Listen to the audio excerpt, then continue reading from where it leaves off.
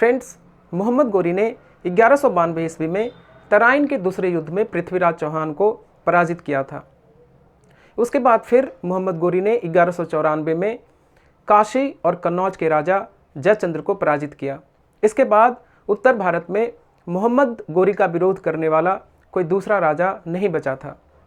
ऐसे स्थिति में बख्तियार खिलजी नाम का एक मामूली सैनिक सिर्फ 200 घुड़सवारों के साथ बिहार और बंगाल पर आक्रमण किया और नालंदा और विक्रमशिला जैसे महान यूनिवर्सिटीज़ को नष्ट किया।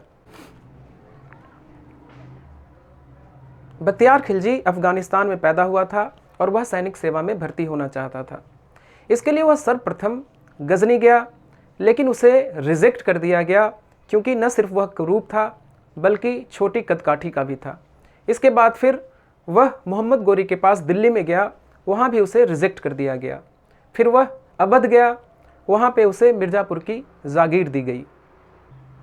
मिर्ज़ापुर में बख्तियार खिलजी ने करीब करीब 200 घुड़सवारों की फ़ौज तैयार की और फिर उसने बिहार पर आक्रमण किया। मनेर को लूटते हुए वह नालंदा पहुंचा, जहां पर उसने नालंदा की जो यूनिवर्सिटी थी उसे एक किला समझा और उस पर आक्रमण किया। वहां पर उसने निहत्थे कई हजार मॉन्क्स की हत्या की और फिर बाद में वहां पर आग लगा दिया। ऐसा माना जाता है कि नालंदा यूनिवर्सिटी के लाइब्रेरी में इतनी पुस्तकें थी कि करीब करीब 3 महीने तक वो जलती रहीं। नालंदा विश्वविद्यालय के पास ही एक उदंतपुरी विश्वविद्यालय था, उसे भी बख्तियार खिलजी ने नष्ट किया। उसके बाद फिर वह विक्रमशिला यूनिवर्सिटी पर अटैक किया और विक्रमशिला यूनिवर्सिटी को भी उसने नष्ट किया। विक्रमशिला यूनिवर्सिटी को नष्ट करने के बाद बख्तियार खिलजी ने बंगाल पर आक्रमण करने का निश्चय किया। बंगाल के राजा उस समय लक्ष्मण सेन थे, जो कि करीब करीब 81 वर्ष के थे। लक्ष्मण सेन ने इस आक्रमण का सामना नहीं किया और वहाँ से वो भाग निकले।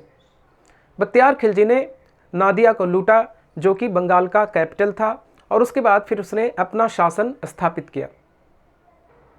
बख्तियार खिलजी यहीं पर नहीं रुका और उसने फिर तिब्बत पर आक्रमण करने के लिए सोचा।